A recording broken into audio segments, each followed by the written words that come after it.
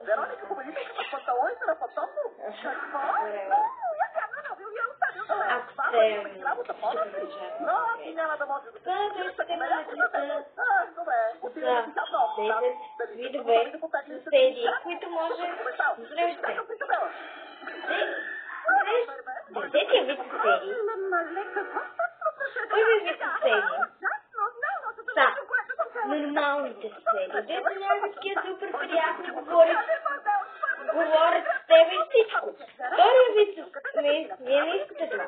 Втория вид съседи. Следващия е шумните съседи, които по цяла нощ ви клопат. Не ги интересува дали е два през деня или два през нощта, ще си наклопат. Да, аз съм за обсъждането на книги, но съм заета, ако рече ти без това е зона забранена за някакви спойлери за това. Чао!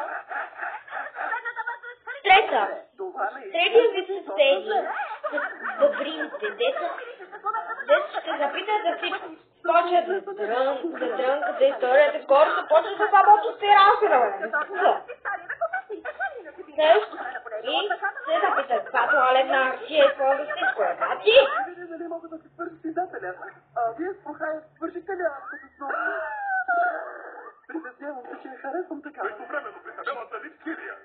Четвъртия ни вид съседи са те, дето само идват да ви дрънкат, чеч, какво си, само да не изпа работа.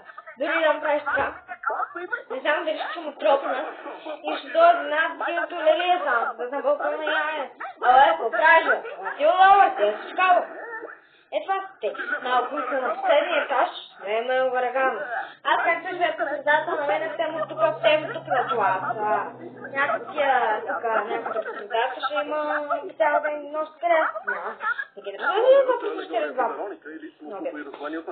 Не ще да креща. Ако говорите все така, си ни провали прикритието. Пети вид съседи. И ужасно долу. Може да ви бъде Тея, които са някакви...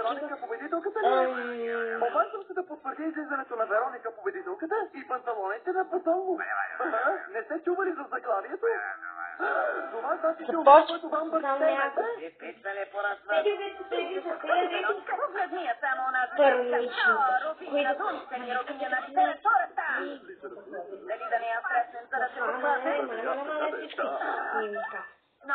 Шестия вид съседи са северните, които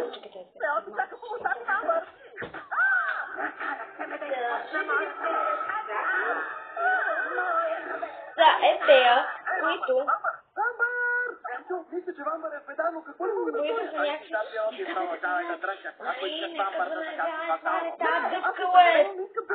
Тогава не го кажи. Имаш право, Сенчо. Седмия вид съседи. Тези съседи не искат да стрене, почват да пеят. Нищо, че са винаги някакви равнобудници, които само пеят 6 сутринта, 1-2 часа. Ще сутрин. Сутринта не е ли в туалетна? Това знам. Те е години. Това е много тук.